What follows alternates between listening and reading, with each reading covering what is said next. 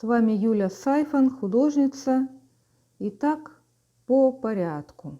Начнем с тонового наброска, чтобы выяснить, что есть светлое, что темное и так далее. Персонаж моего этюда лодка. Вокруг нее выстраивается вся композиция. Фотореференса у меня нет, у меня есть этот эскиз, полностью работа из головы. Сейчас я вам показываю, где находятся у меня тоновые удары, каким образом я простраиваю композицию с помощью вот этих темных линий, темных пятен, точнее сказать. Сейчас это все идет слева направо или справа налево и как будто опущено вниз, поэтому мне понадобилось еще небольшое сверху пятно, дабы уравновесить то, что происходит в листе. Закрою тоном древесным углем. Кстати, очень удобный материал для эскизов. Сейчас вам покажу почему. Им можно за доли секунды разобраться с пространством. Я беру клячку, вытаскиваю, выделяю самое светлое. Все уже можно сказать, что пространственное решение уже состоялось. Есть светлое вокруг лодки. Сама лодка тоже будет немного светлой. Вот, в принципе, таким образом композиция у меня уже состоялась. На лодке есть детали, их я тоже намечаю, но на стадии эскиза это абсолютно не нужно, просто увлеклась. Еще я слева немного добавляю тона. Так я делаю часто, дабы собрать композицию вместе, как будто оно находится в какой-то определенной рамке. Далее я только продумываю. По тону берег у меня будет плотнее, чем вода. И как идет рисунок берега. Теперь о цвете. Внизу у меня такая подложка. Этот цвет похож на желток яйца. Permanent Yellow Deep называется. Видите, у меня по краю видно этот цвет подложки.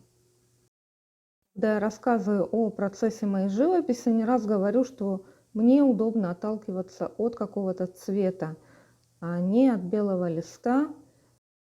Это значительно облегчает живописную задачу. Самый светлый по тону цвет, который я здесь использую, это Blue Sky, небесная голубая, ультрамарин с белилами. Вот здесь ее хорошо видно. Зеленый, траву на берегу я раскрываю через такой теплый, но позже я приду к выводу, что нужно его сделать светлее и его сделать холоднее. Иду через вот такой синий, это синяя морская. Синий в зеленую сторону, чуть белил, получается цвет похожий на веридоновую зеленую, чуть с белилами. У меня есть мелок похожего цвета, он называется жаде. Лодка у меня написана оранжевым с этим цветом. Это жженая сиена. Самые темные по тону пятна здесь с помощью фиолетового такого холодного, чернильный оттенок. И еще один цвет из банки, который я беру, это у меня коричневый, называется он шоколадный коричневый, теплый. Сейчас я выхожу на улицу писать, на пленэр.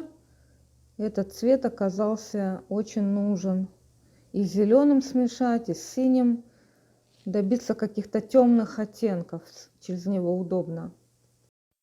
Теперь о карандашах и мелках. Я использую светлые оттенки карандашей. Они не очень кроющие, поэтому еще использую мелки. Цвет мелка называется жаде. Видите, они очень похожи. Жаде чуть светлее.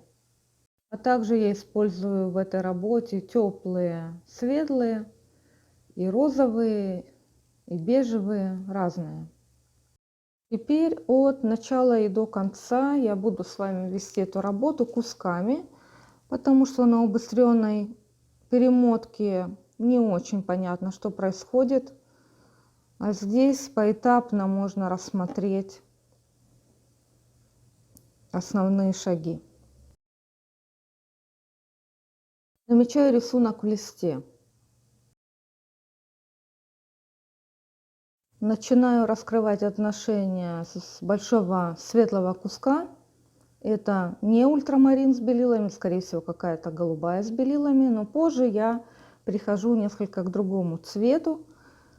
Здесь у меня уже отношение тени от лодки к светлому голубому куску внизу.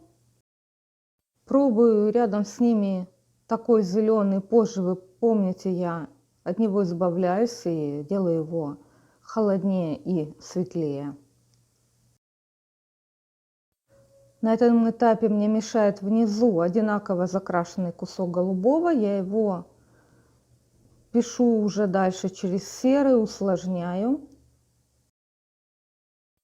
Коричневым и фиолетовым ставлю тоновые удары, там, где они мне необходимы. Здесь уже при дневном освещении я делаю светлее и холоднее траву. Формирую лодку с помощью негативного пространства. Все, что вокруг лодки, может ее обрезать.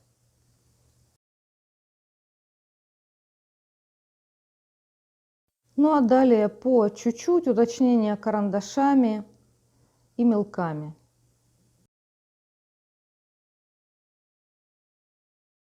На любом этапе можно вернуться к первоначальной задумке. Здесь я проследила, что по тону мое самое светлое пятно уже куда-то уплыло, и нужно его сделать светлее.